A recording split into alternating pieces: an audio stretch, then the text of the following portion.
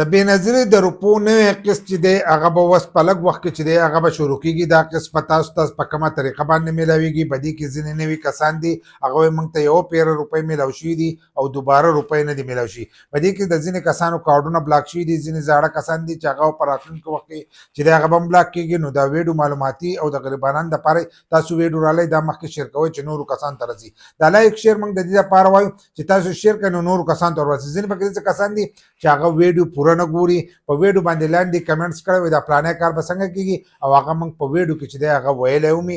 نو ویډیو چې دی دا تاسو پوره وګورئ نو تاسو ته به صحیح معلومات چې دي دا به در ورسي. دغه بېنظیر روپۍ چې دي هغه اوس په نوی قسط چې دی هغه به هم شروع کېږي.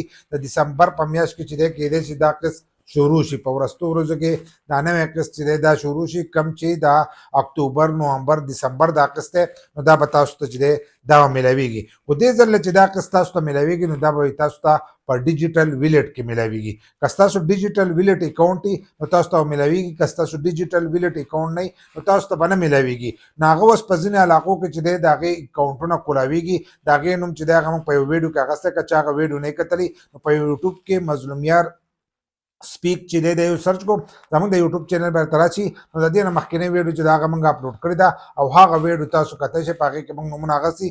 که ستاسو د علاقې نوم پکې نو لاړ شئ په خپله علاقه کې ځان له دغه ډیجیټل ویلټ اکاونټ چې دی دا کولاو کوئ. که دغه یو کولاو نه کوم نو تاسو ته به قسط نه میلاویږي. د هغې نه مخکې به تاسو له د هغې سیم او اکاونټ کولاوېده چې دي دا لازم دي. نو دغه کار به کوئ. په دې کې ځینې نوي کسان دي، نوی کسان دي هغه وایي موږ یو پیره روپۍ راغستې او دوباره میلاو نه شوې. کوم چې د ستمبر قسط دی نو هغه وایي موږ ته میلاو نه شو.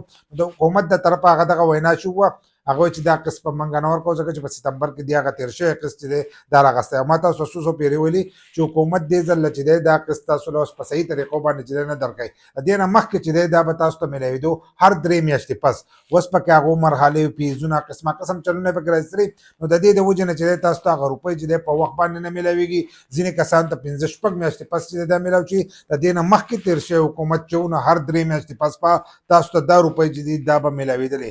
اوس چې دی د دې 3 میاشتې چې دی دا پوره کېږي د اکتوبر، نومبر، دسمبر قسط چې دی دا به تاسو ته اوس میلاویږي. په دسمبر کې دا هم مخکې چې دی دا به تاسو ته د دې نه مخکې میلاوېدلو. لکه په اکتوبر کې چې دی دا به شروع شوی، دا روپۍ به هم ورکړی شي تاسو ته. به راتلونکی قسط چې دی هغه به په دسمبر کې میلاوېدو. لکه د جنوري، فروری، مارچ هغه چې دی دا به میلاوېدو. نو دا قسط چې دی دا به میلاویږي. نو کوم چې نوي کسان دي نو هغې نوي کسانو ته به هم دا روپۍ چې دی دا به ورسره میلاویږي. لکه کوم چې په اولنۍ پیره راغستی هغه چې موږ ته یو پیره میلاو شوی نو تاسو ته به ورسره دا قسط چې دی دا به هم میلاویږي. نو دې ځل به دا دویم قسط چې دی دا به تاسو ته میلاویږي. که کوم کسانو چې موږ یو پیر راغستی او ګوره زموږ روپۍ بلاکې شوي نو ستاسو روپۍ نه دي بندې شوي، دا د هغو له طرفه وینا شوې وه چې دغې کسانو ته به دا روپۍ نه میلاویږي. په دې کې ځینې کسان دي کارډونه یې بلاک شوي دي.